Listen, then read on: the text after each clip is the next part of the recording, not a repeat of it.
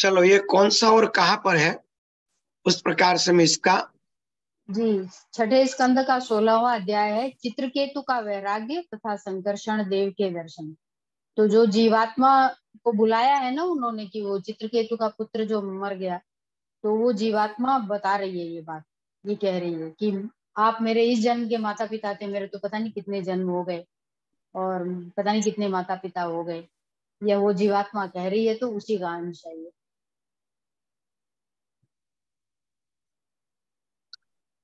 मैं 7वें मंत्र से शुरू करूंगा। जीव नित्य और अहंकार रहित है। शब्द समझने से ऐसा है। जीव नित्य है, अहंकार रहित है।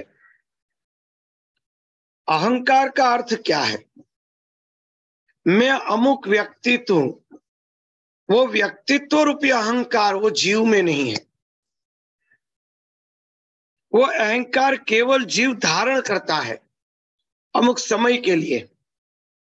जैसे कोई व्यक्ति नौटंकी कर रहा है, तो वो जब तक पात्र बनेगा तब तक ही उसका अहंकार रहेगा। पात्रता पूरी होने पर वो अहंकार वहीं पर नाश हो जाएगा। हमारे यहाँ एक ऐसी कहावत है, कोई एक राजा महाराजा थे। उसके यहाँ बहुत बड़े अच्छे एक वेशधारी जो नौटंकी करते, क्या कहते हैं हिंदी में आप उसको, तो वो थे, बहुत ही बढ़िया नौटंकी करते थे। जैसा वेश बनाते ऐसे आवेश में वो रहते थे, किसी को पता ही न चले कि कौन है। उन्होंने एक बार राजा भर्तृहरि का नाटक कर रहे थे स्टेज के ऊपर उस जमाने में। और इतना बढ़िया राजा भर्तृहरि का उन्होंने नौटंकी की, भेष को बजाया, कि यही लगता था कि साक्षात भर्तृहरि जी ही स्वयं प्रकट होके स्टेज पे खड़े हैं। इतना बढ़िया। सामने महाराजा बैठे थे। राजा इतने खुश हो गए, सोने का कड़ा हाथ के अंदर था, वो निकाल के उन्होंने फेंका। सीधा ही वो भर्तृहरि जी के पास आया, तो भर्तृ जी ने वो कड़ा हाथ में लेकर फिर से राजा के ऊपर फेंक दिया। अरे ये कड़ा किसको दिखा रहा है? 92 लाख मालवा को छोड़ दिया और कड़ा तू मुझे दिखा रहा है? आवेश में राजा के सामने मुंह पे मार दिया। वो स्टेज के पर से जब नीचे उतरे, प्रोग्राम खत्म हो गया, बाद में उसको लाइट हुई, कर ये ने मैंने क्या किया, महाराजा के सामने उसको फेंक दिया। उन्होंने तुरंत महाराजा को प्रणाम करके कहा कि महाराज, अब तो राजा है, मुझे क्षमा करना, मैं उस समय भर्तृहरि के आवेश में था, इसलिए ये कृत्य मैंने कर दिया। राजा बड़े प्रसन्न हो गए और एक के बने दोनों कड़े निकाल के उसको दे दी।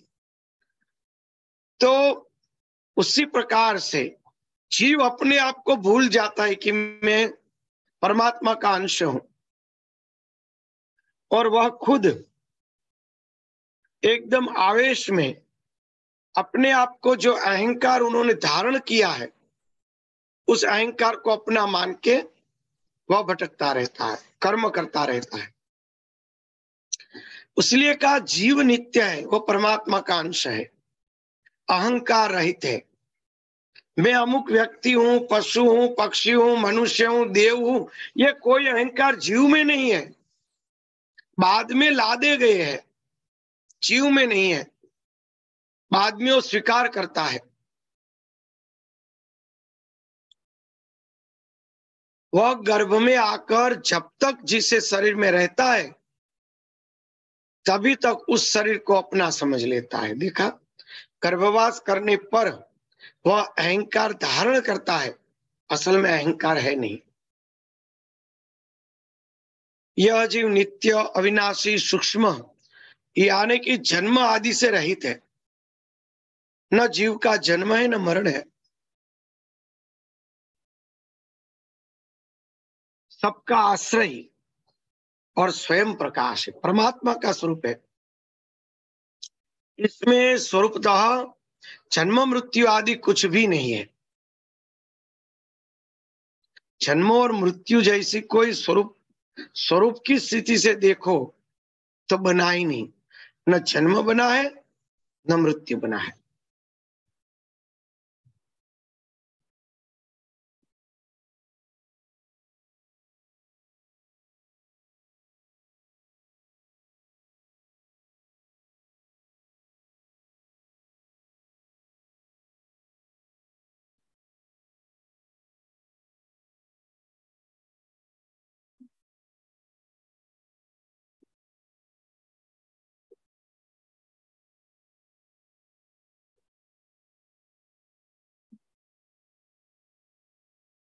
जन्म मृत्यु रहित है।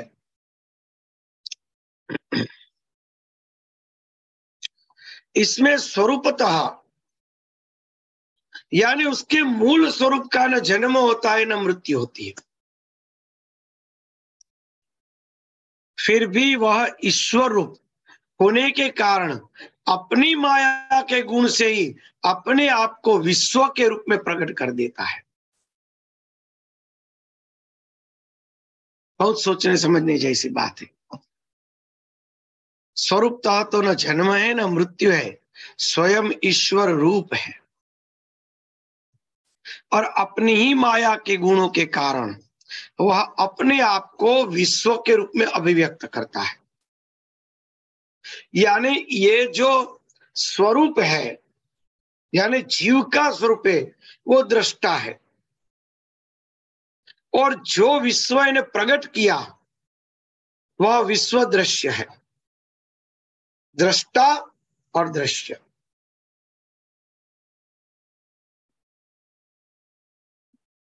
ये जो विश्व है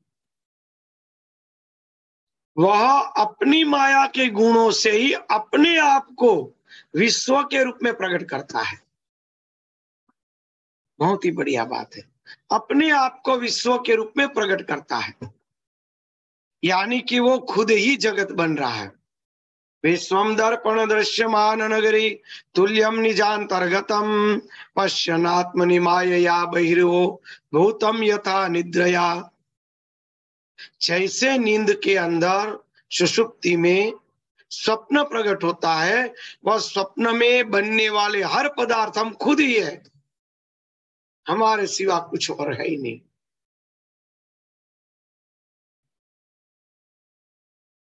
अपने आप को विश्व के रूप में प्रकट कर रहा है। ये दिख रहा है वो जगत और कोई नहीं, हम सब है, अपना ही स्वरूप है। हमें जो जगत दिख रहा है वो हमारा ही रूप है और कुछ नहीं। जैसे स्वप्न में बनने वाले हर पदार्थ हम खुद ही बनते हैं, बाहर से कुछ नहीं आता, उसी तरह से दिखने वाला जगत, ये विश्व कुछ और नहीं, हम ही है।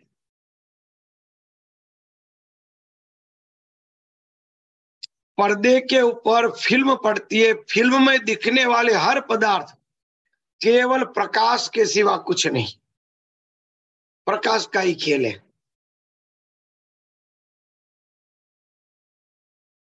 अगर फिल्म के पीछे जो लैंप रखा है वो बुझा देंगे तो पूरी फिल्म बंद हो जाएगी दिखनी। पीछे लाइट है, आगे फिल्म है, वो फिल्म सामने पर्दे के ऊपर में दिखाई देती है। प्रकाश का ही पूरा खेल है।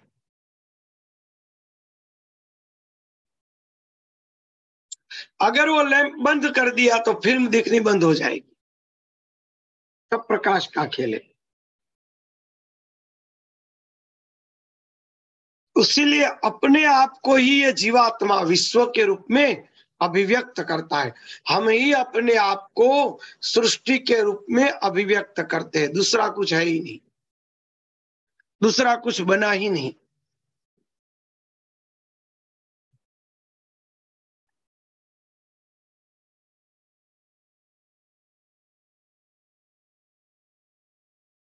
इसका न तो कोई अत्यंत प्रिय है और न अप्रिय,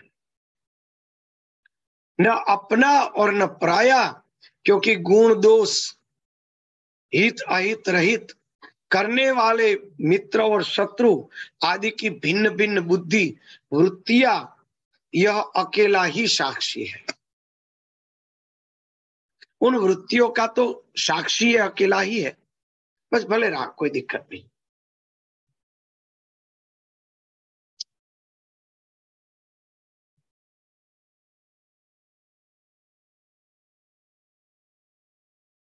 वास्तव में वह अद्वितीय है, दूसरा है ही नहीं।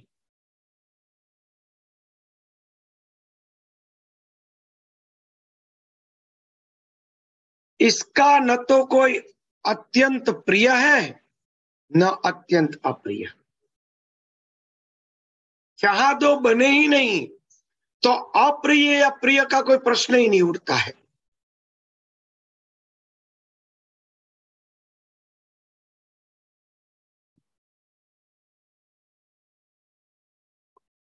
प्रिय और अप्रिय कौन होगा? चाहे दूसरा ही नहीं बना है। क्या हमारा हाथ हमारे लिए प्रिय अप्रिय हो सकता है? हमारा नाक, हमारी आंख, हमारे कान प्रिय अप्रिय हो ही नहीं सकता, क्योंकि हमारा ही रूप है। उसी प्रकार से जो भी ये प्राणी पदार्थ जो कुछ दृष्टि से दिख रहा है वो हमारे सिवा कुछ है ही नहीं। इसलिए अंतरात्मा के लिए कोई प्रिय भी नहीं, कोई अप्रिय भी नहीं। ये प्रिय और अप्रिय प्रकट हो रहा है, वो माया का दोष है, वो अविद्या के कारण हो रहा है। इसलिए कहा ना, माया के गुणों के कारण अपने आप को वो विश्व के रूप में प्रकट कर रहा है। माया के गुण के कारण, दूसरा है ही नहीं। क्योंकि गुण दोष करने वाले मित्र और शत्रु आदि की भिन्न भिन्न बुद्धि वृत्तियों का यह अकेला साक्षी है। मित्र में भी वही देख रहा है, शत्रु में भी वही देख रहा है। मित्र में से देखने वाला भी वही है, शत्रु में से देखने वाला भी वही है। भूत प्रेत आदि में से देखने वाला वही, राक्षस में से देखने वाला वही, देवों में से देखने वाला वही, मनुष्य में भी देखने वाला तो वही है। इसलिए उसको कहा जाता है दृष्टा। दृष्टा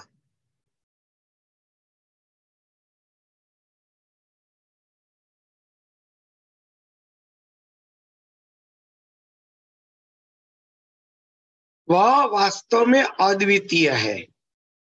अद्वितीय, चाहे दूसरा है ही नहीं, अद्वैत तो अद्वितीय ही होगा।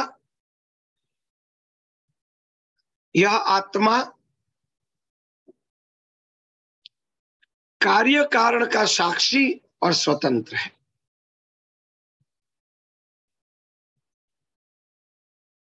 कार्य कारण का साक्षी और स्वतंत्र। कार्य क्या है, कारण क्या है? कोई भी घटना बनती है तो उस घटना के पीछे कोई ना कोई कारण छुपा होता है। घटना को कार्य कहा जाता है और घटना के पीछे छुपे हुए रहस्य को कारण कहा जाता है।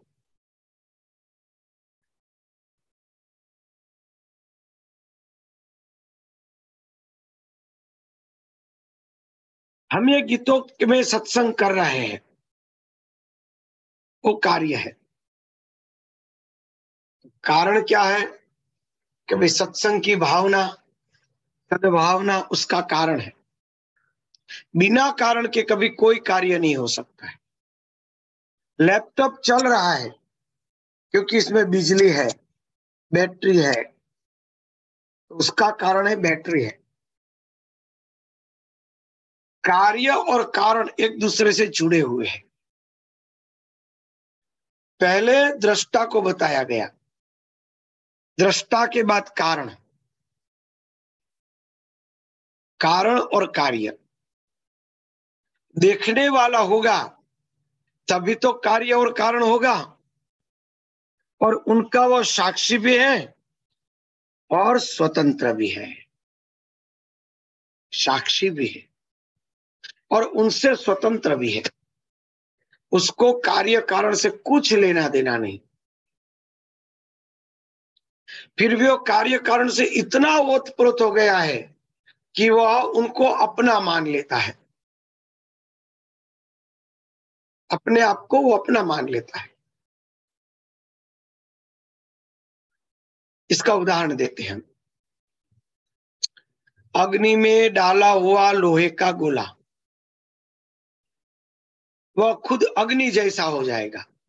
उसके अंदर सब गुण धर्म अग्नि के आ गए। छूने से हाथ जल जाता है, अंधेरे में वो प्रकाश भी देता है, उजाला दिखता है, रंग भी अग्नि जैसा लाल है, सब गुण अग्नि जैसे। तो इसमें तीन चीजें, अग्नि, लोहा और ये लोहे की अग्नि जैसी अवस्था।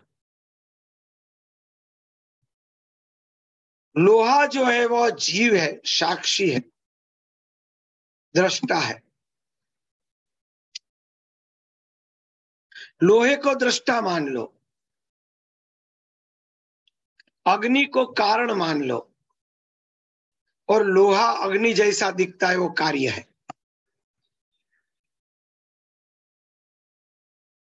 अग्नि के कारण लोहा खुद अग्नि जैसा हो गया।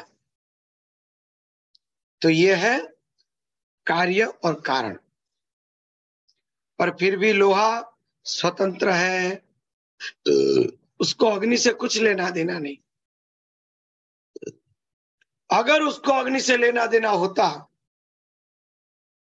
तो वह लोहा ठंडा पड़ने के बाद वो लोहा नहीं होता, वह अग्नि रूपी होता।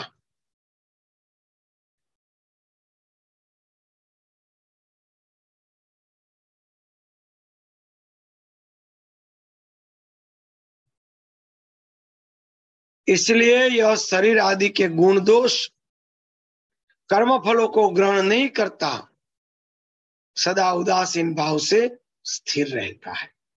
ये जीवात्मा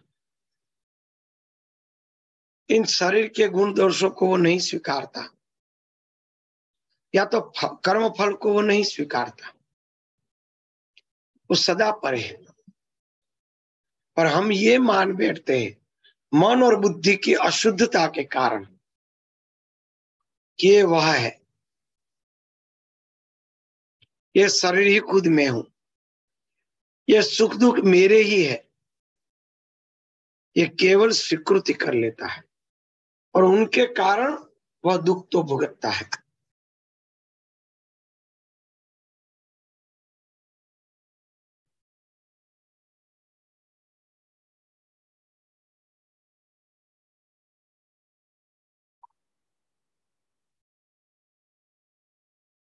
वह इन गुण दोषों को स्वीकार नहीं करता।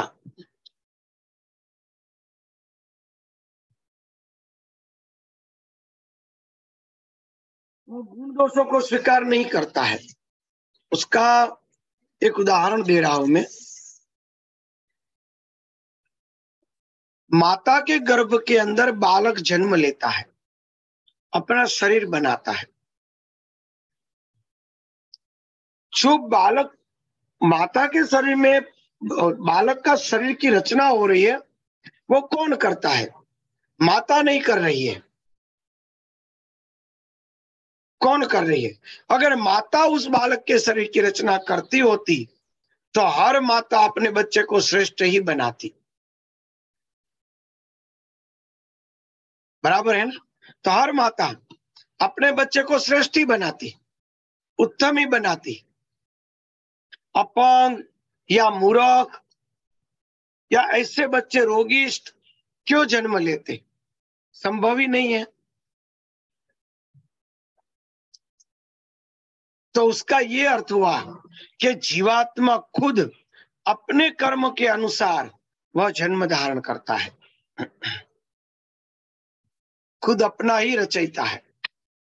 इसलिए इसमें कहा कि इसलिए यह शरीर आदि के गुण दोष अथवा कर्म फल को ग्रहण नहीं करता, सदा उदासीन भाव से स्थिर रहता है। हमारे कर्मों का दंड हमें कौन देता है? हमारा आत्मा ही। हमारे अंदर से रोग के रूप में हमारे दोष प्रकट होते हैं कि वे कर्म रोग आदि के मंद बुद्धि के रूप में प्रकट होते हैं। तो पाप कर्म का हमें फल किसने दिया? हमारे आत्मा ने।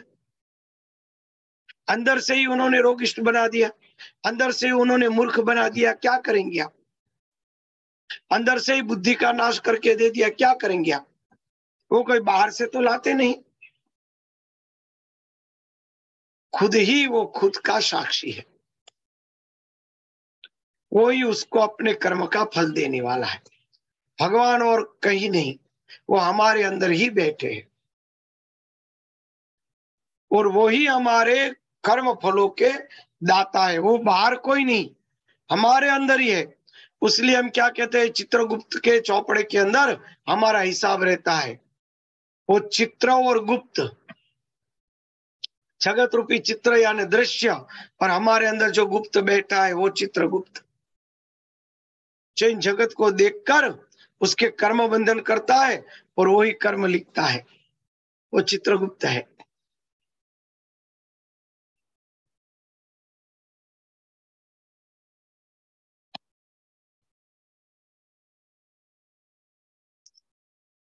इसलिए कर्म फल गुण दोष सभी से जीवात्मा सदा ही अलग है, उदासीन है।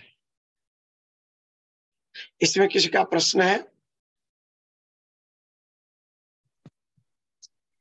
स्वामी जी, इस बात को समझने में इतने जन्म क्यों? आवाज थोड़ी धीमी आ रही है।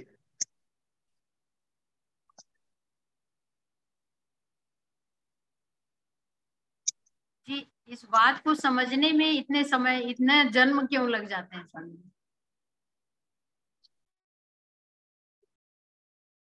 माया, आसक्ति, वासना,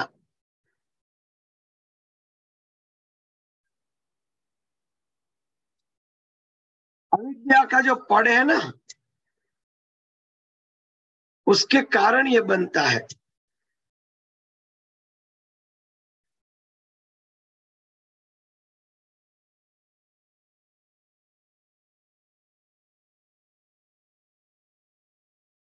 ये उसी कारण से बनता है, अविद्या के कारण से।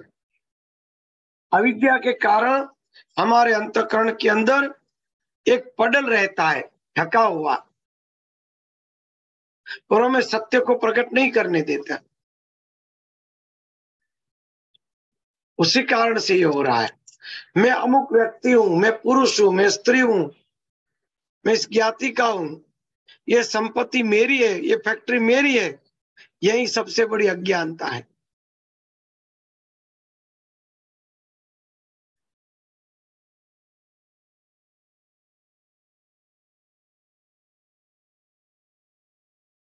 कोई प्रश्न?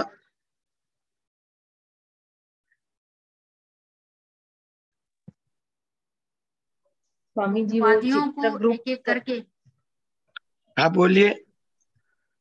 बोलिए बिना दीदी, आप ही। बोलिए। वो चित्रगुप्त का बताया, वो फिर से प्रकाश डालेंगे क्या उस पर? चित्र और गुप्त, चित्र यानी ये दृश्य जगत के, गुप्त यानी गुप्त रूप से हमारे अंतःकरण में स्थापित होते चित्त के अंदर, उसी को चित्रगुप्त कहते हैं। चित्त के अंदर वो संस्कार सब पड़े रहते हैं, समय आने पर वो बाहर आते रहते हैं, तो वही चित्रगुप्त हो गए। बढ़िया, समझ में आ गया ना? जी। हाँ बोलिए।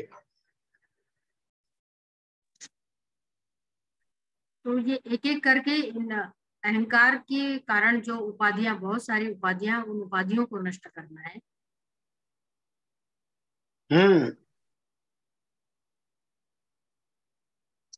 ये सब उपाधियां है ना, धीमे धीमे उसको हटाना है, तो अंत में हमारा आत्मा सब प्रकट हो जाएगा।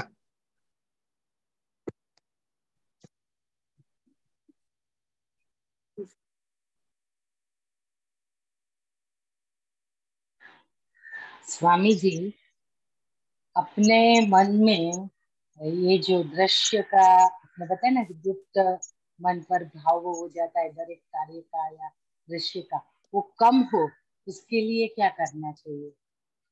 क्या कम हो? भावुकता? मैं समझा नहीं। नहीं, मन में जो चित्र हो जाता है ना, चित्रगुप्त का क्वेश्चन था उसमें,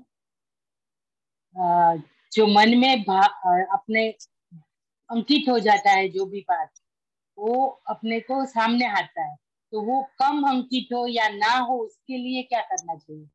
बहुत बढ़िया। पूरे दिन जप करते रहो, चलते फिरते, मन को कहीं मत छोड़ने दो। जितना मन कहीं जुड़ेगा उतने संस्कार बनेंगे और वही स्वप्न के रूप में प्रकट होंगे।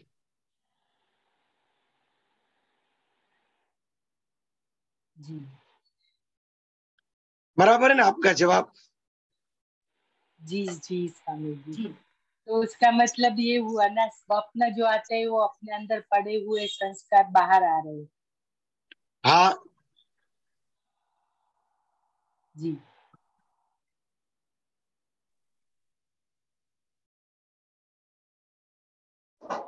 विचार भी तो वही हुआ ना स्वामी, जो विचारों का मंडल चलता है वो अपने अंदर के संस्कार ही बाहर आ रहे हैं, ऐसा ही होता है ना। जी। क्या विचारों का? थोड़े टुकड़े पड़े मुझे, फिर से कहिए। हमारे अंदर जो सतत विचारधारा चलती रहती है, तो वो अंदर के जो संस्कार पड़े हैं वही बाहर आ रहे हैं ना बार बार। हाँ, वही बाहर आ रहे। ये पूरी की पूरी सृष्टि हमारे अंदर पड़ी है। ये श्रीमद् भागवत में ही कहा है कि ब्रह्मा जी ने ही खुद अपने अंदर से ये विराट पुरुष और उसके अंदर सब प्रकार की सृष्टियों की कल्पना की। सामग्रियां उन्होंने अपने अंदर से ही ली है, बाहर से कई सामग्री ली ही नहीं।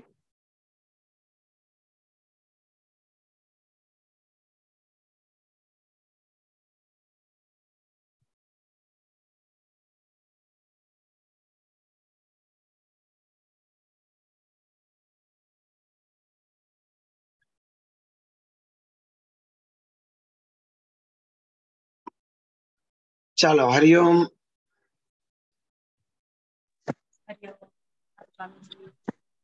कृष्णा स्वामी जी।